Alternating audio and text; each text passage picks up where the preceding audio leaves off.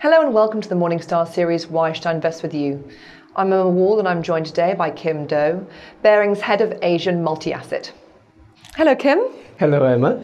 So we're here today to talk about the recent GDP figures that came out. Some people are saying that they are better than expected. Other people are saying that it's actually quite disappointing. It's the lowest growth on record for 6 years. What does it really all mean? I think that they are both right, actually, because if you look at the manufacturing side of the economy, actually it's getting worse. When you look at industrial production or fixed asset investments, they're still decelerating at the moment. So the pessimists are right.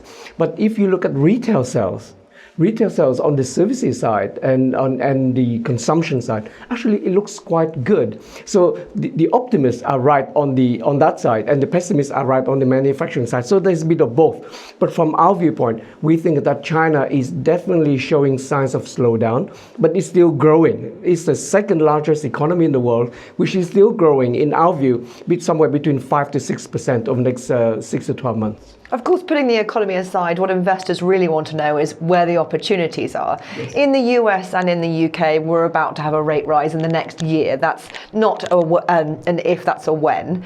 That means that for a lot of people, they're saying there are greater opportunities in equities than bonds. Is that the same in Asia?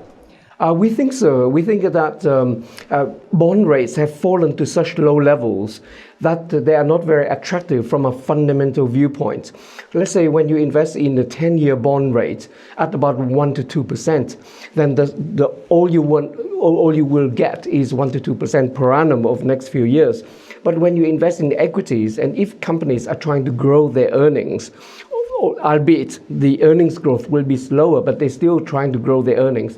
So we think that the equity valuation actually is a lot more attractive than bonds. And not only that, we think that China is reflating, Europe is still reflating, and Japan is still reflating. So we think that all that will be quite positive for Asian equity markets, especially when Asian equity valuations are so cheap at the moment. So we think that definitely, yes, Asian equities we prefer to Asian bonds or even to US bonds, yes. And of course, having said that, though, bonds do play a part in diversifying a portfolio. Of course. How do Asian bonds compare to those sort of outside of Asia in the US and in the UK? Asian bonds, we think that will do okay because Asian economies are slowing and Asian inflation rate is quite low. So for most Asian economies, we think that the 10-year bond rates in Asia will continue to fall. But the thing is, when the rates are so low, there's not a lot of gains you can have by investing in bonds. So definitely bonds do have a role in a multi-asset portfolio. However, relative to equities, we prefer equities to bonds. But definitely, yes, we still hold some bonds as well. So don't worry about the economy, and equities are the place to be. As long as economies don't go into recession, don't fall into recession, we think that equities are definitely the place to be. Yes. Kim, thank you very much. Thank you, Emma. This is Emma Wall for Morningstar. Thank you for watching.